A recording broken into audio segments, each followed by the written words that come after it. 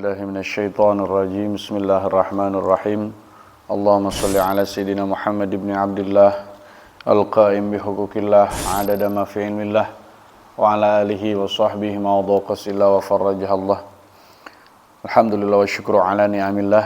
Pada malam hari ini kita dapat berkumpul bersama-sama di majelis yang mulia ini. Mudah-mudahan perkumpulan kita senantiasa dilindungi, dirahmati oleh Allah Subhanahu wa ta'ala, amin.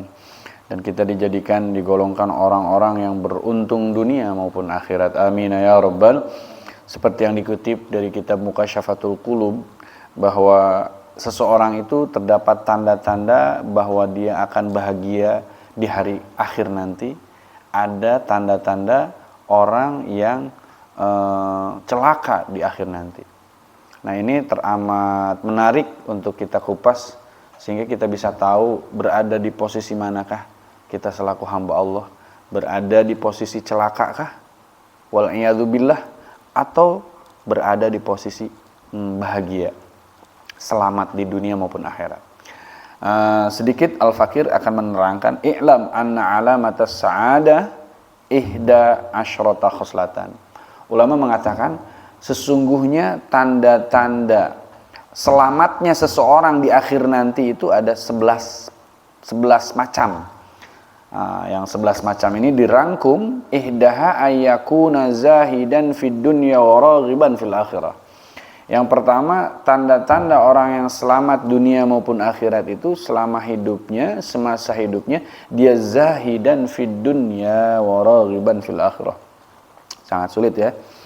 Zahidan fid dunia itu dia zuhud kepada dunia, zuhud dunia dan mengejar akhirat. Barang siapa yang mengejar akhirat, maka dunia akan mengikuti. Tetapi tidak dengan sebaliknya. Orang yang mengejar dunia, tentu akhirat terbengkalai. Seperti pepatah, jika kita menanam padi, maka rumput ikut tumbuh.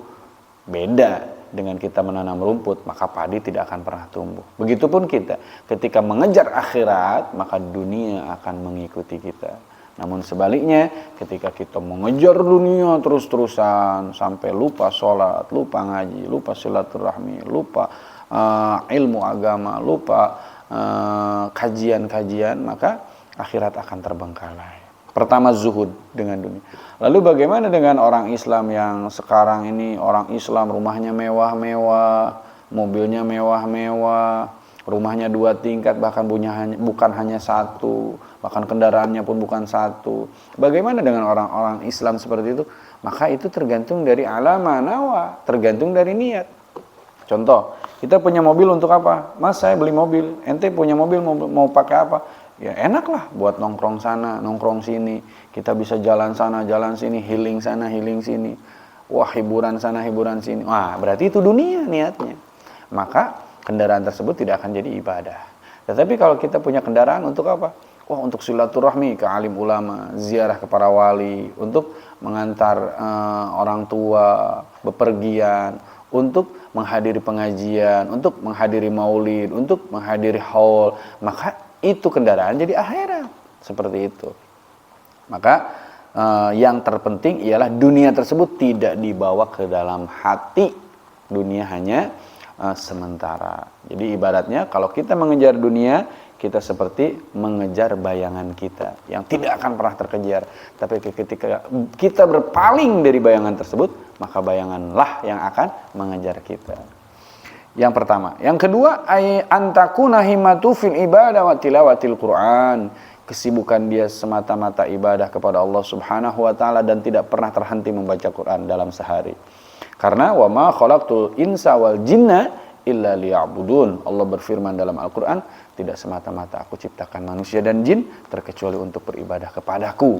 Maka jangan kita hiraukan kehidupan yang fana ini dengan segala ujian, karena itu bukan tugas kita. Tugas kita ialah beribadah kepada Allah Subhanahu wa taala. Selain daripada itu bonus dari Allah Subhanahu wa taala. Wa tilawatil Qur'an, dan membaca Al-Qur'an setiap hari. Surat-surat yang panjang, surat yang pendek, atau bitadris dengan membaca Al-Qur'an dari pertama sampai akhir. Wasalisah ayyakuna qalilul qaul fi ma la yahtaju ilai. Sulit Yang ketiga ini tanda-tanda orang selamat di akhirat ialah sedikit berbicara kepada yang tidak berfaedah. Ketika hal tersebut tidak pantas diucapkan, maka dia berdiam diri. Maka Nabi menyampaikan dalam hadisnya, falyaqul khairan aw liyasmut, berkata baik atau diam. Daripada ngomongin orang, mending diam. Nah, itu sulit ya. Di akhir zaman seperti ini, kita kalau ngopi-ngopi bareng teman-teman, pasti yang kita ceritakan aib seseorang, akhirnya kan kekurangan seseorang atau gosip seseorang dan menyebar sana sini, akhirnya kita berbuat dalam dosa tersebut. Warabi'atu ayyakuna muhafizan 'ala shalawatil khamsi. Mari kita cek di diri kita. Yang keempat ialah orang-orang yang selalu terjaga dengan salat 5 waktu. Ini yang penting. Bahwa Nabi menyatakan aqimus shalah, dirikan salat. Aqimus shalah yuqimunas shalah, tunaikan zakat dan dirikan salat. Salat.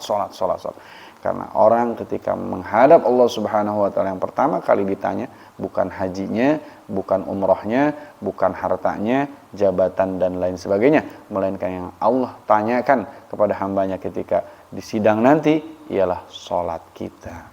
Maka salat tersebut mardudatun la tuqbalu. Salat atau jenis ibadah yang lainnya tidak akan Allah terima jika tidak dilandasi dengan ilmunya. Jadi ilmu imamul amal, pimpinan amal, wal amal tabi'uhu, sedangkan amal mengikuti ilmu. Jadi amal tanpa ilmu mardudatun la tuqbalu, sehebat apapun, sebanyak apapun amalnya akan Allah tolak sia-sia. Makanya Nabi menyebutkan dalam hadis yang lain, thalabul ilmi fardhatun ala kulli muslimin. Setiap orang yang beragama muslim, muslim pria maupun perempuan, diwajibkan atas mereka untuk mencari ilmu. Ilmu itu bukan sampai bisa ya, lalu kita berhenti, tetapi sampai tutup usia kita harus mengaji. Wasalisah warabi'ah, menjaga salat 5 waktu. Yang kelima, ayakuna wara'an fi maqallahu kasur minal haram wasyubhat, menjaga sedikit ataupun banyaknya dari harta yang haram, dari harta yang subhat. Karena harta haram akan menghalangi nikmatnya ibadah kepada Allah Subhanahu wa taala. Maka jangan pernah aneh ketika kita mulai kendor dengan ibadah. Dulu pernah tahajud, dulu rajin tahajud, sekarang enggak. Dulu rajin duha, sekarang jarang-jarang. Dulu rajin ke masjid, sekarang malas-malasan. Kenapa? Kita harus mencurigai apa yang telah kita makan. Karena itu berpengaruh besar kepada jiwa kita untuk beribadah. Ketika ada harta haram yang kita makan, maka otomatis badan kita menjauh dari Allah Subhanahu wa taala. Namun sebaliknya, ketika harta kita bersih dari harta yang haram, lalu kita makan, maka insya Allah akan menjadikan kekuatan, power untuk kita beribadah kepada Allah Subhanahu wa ta'ala. Sedangkan hadis yang lain menyatakan, jika ada salah satu harta haram yang kita makan, lalu menjadi daging di diri kita, fannaru aulabih, maka neraka lebih utama untuk orang-orang tersebut. Na'udzubillah summa na'udzubillah min dzalik. Mudah-mudahan kita dijaga oleh Allah Subhanahu wa taala dari harta yang haram. Amin ya rabbal alamin. Wasadisah, yang keenam, antakuna sohbatuhu ma'as solihin. Tanda-tanda daripada orang-orang yang selamat di dunia dan di akhirat ialah perkumpulannya dengan orang-orang solih. Karena seseorang akan dinilai tergantung dengan siapa dia berteman. Jika temannya baik, maka baik pula pergaulannya. Jika temannya buruk, maka begitu pula perlakuannya. Jika temannya tukang mabuk, maka minimal dia akan kecipratan air tersebut. Tapi jika temannya rajin sholat, maka dia akan mengenal kepada Allah Subhanahu wa ta'ala. Maka pilih dari sekarang. Ad-dinu orang tersebut tergantung dari teman duduknya. Jika teman duduknya baik, maka baik pula. Namun sebaliknya, jika temannya buruk, maka buruk pula perangainya. Wasabi'ah, yang ketujuh, ayyakuna mutawadi'an wa ghairu mutakabbir. Yang ketujuh ialah orang-orang yang selamat nanti di akhirat ialah orang-orang yang rendah hati, tawadhu, tidak sombong dengan kekayaannya, tidak sombong dengan ilmunya, tidak sombong dengan kegantengan, kecantikannya, tidak sombong dengan jabatannya. Justru ya kelebihan yang ada pada dirinya dia gunakan untuk agama Allah. Ilmunya digunakan untuk syiar Allah, kekayaannya dibelanjakan kepada jalan Allah, jabatannya dibantu untuk membantu agama Allah, dan keelokan dirinya membantu untuk syiar agama Allah Subhanahu wa taala. Apapun yang dia miliki, apapun dari mulai jabatan, harta, kekayaan dan apapun tersebut, maka dibantu, diarahkan kepada jalan akhirat, kepada Allah Subhanahu wa taala. Lalu yang selanjutnya, wasamina ayakuna sakhiyan kariman. Yang kedelapan, orang-orang yang selamat di akhir nanti ialah orang-orang yang dermawan. Subhanallah, karena orang yang dermawan itu sangat dicintai Allah dan dicintai oleh manusia dan dicintai oleh surga. Sebaliknya orang-orang yang bakhil, dia dirindukan oleh neraka, dibenci oleh Allah Subhanahu wa taala dan dibenci oleh para tetangga dan rekannya. Contoh, kita punya teman bakhil, pelit, pasti hati kita tidak setuju, tidak suka dengan orang tersebut. Begitupun Allah Subhanahu wa taala tidak suka kepada orang yang pelit. Dan orang pelit tersebut dirindukan oleh nerakanya Allah. Nauzubillah min dzalik. Maka jadilah orang-orang yang dermawan. Dermawan di sini bukan hanya kita baik dengan harta, melainkan dermawan itu bisa dengan tenaga, bisa dengan saran, bisa dengan pikiran, atau apapun itu yang bermanfaat untuk orang banyak. Wattasnya yang kesembilan, ayakuna rahiman bima khalaqallahu ta'ala.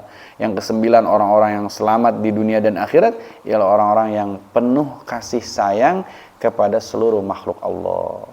Entah itu orang kaya, entah itu orang miskin, entah itu orang bodoh, entah itu orang yang berilmu, entah itu pejabat, entah itu alim ulama, entah itu orang sehina apapun, tetap dia menyayangi orang tersebut karena orang tersebut adalah ciptaan Allah Subhanahu wa ta'ala. Dengan membenci orang tersebut berarti kita benci dengan ciptaan Allah Subhanahu wa ta'ala. Jadi bersahabat, berteman dengan karena Allah Subhanahu wa ta'ala, tidak karena hartanya, tidak karena ketenarannya, tidak karena apapun itu. Yang dia tuju dengan kasih sayang dia berteman. Wal asyirah, yang ke-10, ayyakuna nafi'an lil khalqi. Ini paling menarik.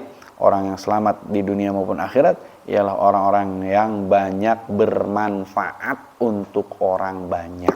Sebagaimana Nabi menyabdakan, khairun nas anfa'uhum linnas. Sebaik-baik manusia ialah bukan pejabat, bukan kiai, bukan ulama, bukan santri, bukan pelajar, bukan rakyat, bukan siapapun itu, melainkan orang-orang yang banyak manfaatnya untuk orang banyak.